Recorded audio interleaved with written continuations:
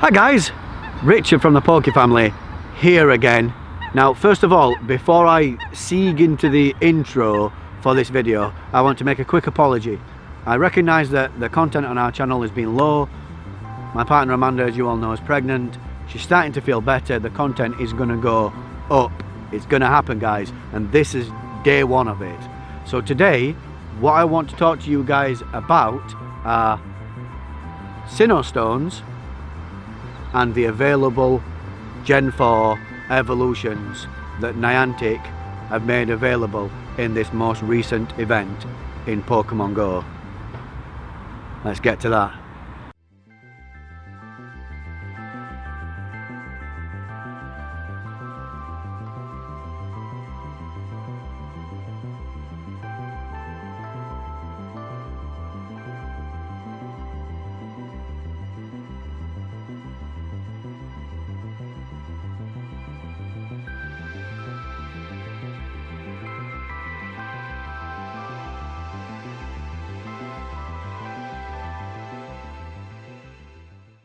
So guys, before I move on and talk about the Pokemon that are involved in this process, I want to talk about Sinnoh Stones because they're intrinsically tied to these Pokemon in question that have been introduced to the game.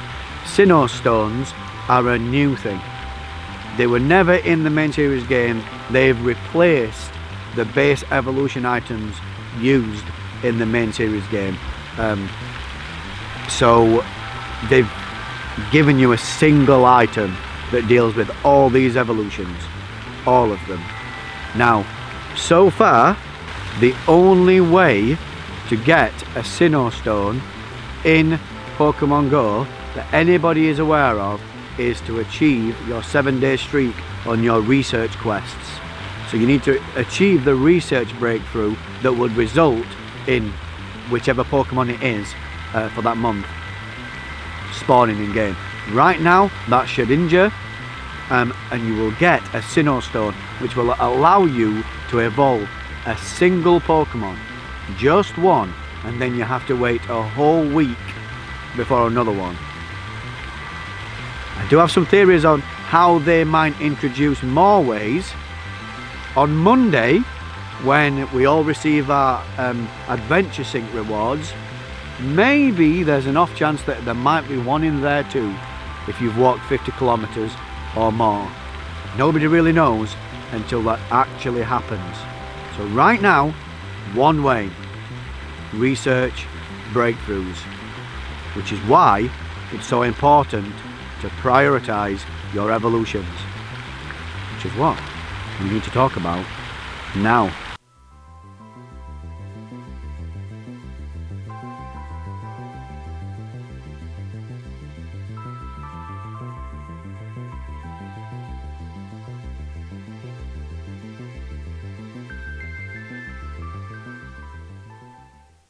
So guys, there are 11 Pokemon that have been released from the Sinnoh region that evolve from previous generations.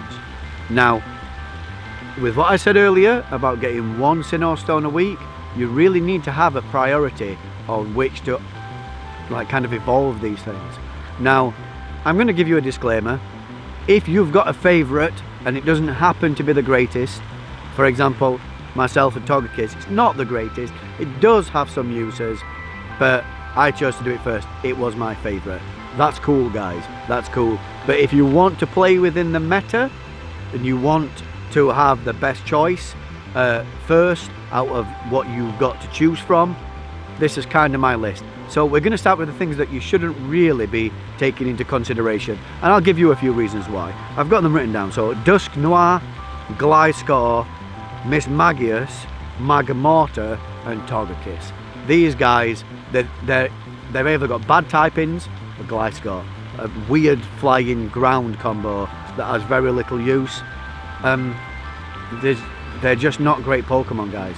Mismagius is like a weaker version of Gengar, doesn't stand up to Lick, Shadow Ball Gengar, which we've just had.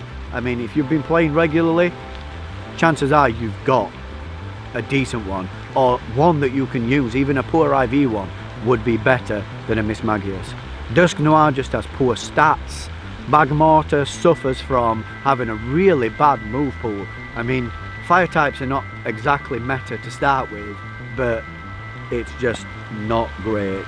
Togekiss, again, its CP might go higher than Gardevoir, but it's a bulky Pokemon.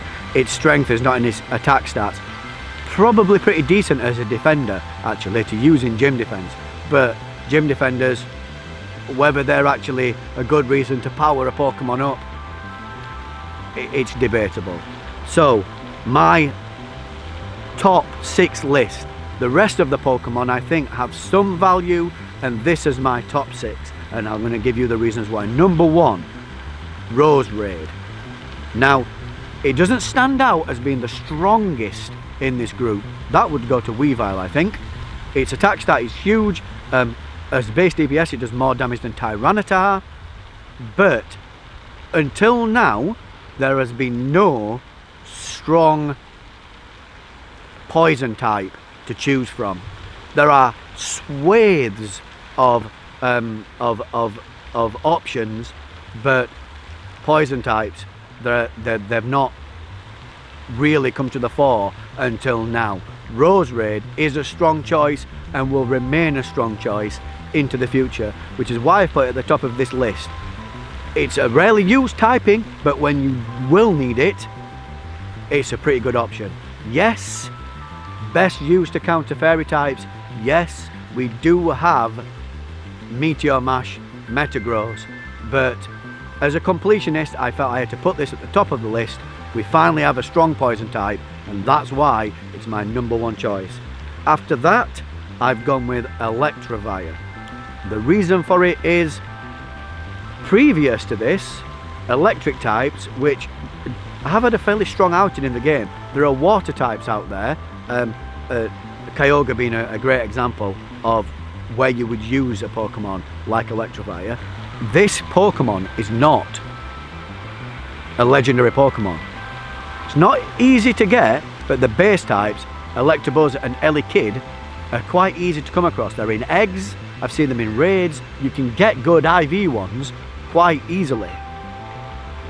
Getting a good Raikou or getting a good Zapdos, your choices are limited. Raid days, when they're in limited raid periods, and if you don't manage to find one, the choices for a good electric type are very limited, and this is why Electivire has gone in my number 2 spot. We finally got a non-legendary electric type that is accessible to the masses. Number 3, Weavile. Now this is going to be a controversial choice. Weavile, a lot of people will put in their number 1 spot. It's a dual type, Ice and Dark. Both types are very, very useful in the meta. Ice counters dragons, Dark counters psychic types. There are gosh knows how many types of those typings in the legendary Pokemon pool. There are so many, which is one of the reasons why they put this at the top. The reason why I haven't is quite simply, Tyranitar exists. Lots of people already have a whole bunch of Tyranitar already leveled up, and it's only in very circumstantial situations where Weavile outdoes Tyranitar. It does happen, it can happen, but not all the time. So it's a sidestep to Tyranitar in my opinion. It would be a strong choice as an ice type, very strong, but we are yet to see Mamoswine. Mamoswine is a game changer. This Pokemon might shoot straight to the top on my list if Mamoswine is a poor option for an ice type. This guy isn't. It's a pretty decent option. Out deals damage better than Articuno, better than Jinx. You know, it's a really strong option. So it's down the list a bit because Tyranitar exists and we haven't seen Mamoswine yet. When Mamoswine comes, my opinion might change. Number 4, Rhyperior. Ground types, guys. It's a ground and rock type. It does have access to Smackdown, so it does become a viable option as a rock type. Sits in there with Tyranitar. It's pretty strong. But again, if you have Smackdown Tyranitar, that role is already covered. You've already got strong Pokemon that can do that. It's a sidestep. As a ground typing, Groudon will outdo it. Yes, this is not a legendary. You can this is much more readily available. A Rhyhorn, a Rhydon, you can get them all over the place. It's pretty easy. Strong, a good choice if you haven't got the other options already. If you didn't get a good Groudon, if you don't have good Smackdown Tyranitar, didn't get any, this is a good choice to cover that spot. But that's why it's down at number 4. Number 5, Honchkrow, flying dark type. Again, it's dark damage, it's good. In some situations stronger than Tyranitar, but both this or Weavile don't have the staying power of Tyranitar. So they do more damage over a short burst of time, but in lengthy raids, if you've got a smaller raid group, Tyranitar is still a better option. In my opinion, Tyranitar still sits at the very tippy top of dark type meta. These guys are good side options. Honchkrow is much lower down because, well, it's got a flying type in as well. Weavile strong because being able to switch between ice and dark. Honchkrow lower down the list. And finally, I've got Porygon Z, or Z if you're English. It's a normal type, and normal types in Pokemon Go don't really have a place in the meta. Even a normal type that's been given strong moves like this, Porygon Z has pretty strong electric moves, for example, but it doesn't benefit from stab. It's still a decent choice, a good generalist, but only a good generalist. It will not match Meteor Mash Metagross. It will not match Dragon Move Rayquaza. It will not match Shadow Ball Mewtwo as far as dealing good, solid, neutral damage, guys. That's why it's number 6. Above the don't evolve category, but only just, guys. Those are my top 6 options. That's what I think people should evolve first. You need to come up with your own list though, guys. Look at your own teams and look at where the holes are, and that's where you need to fill first. It's not about which is the best choice. We're playing Pokemon. Pokemon is like a big game of top trumps, guys. There isn't a single Pokemon that stands out as the best. Make a choice based on your team. I've made a list based on what I think is a priority. That's the end of the video, guys. See you in the next video.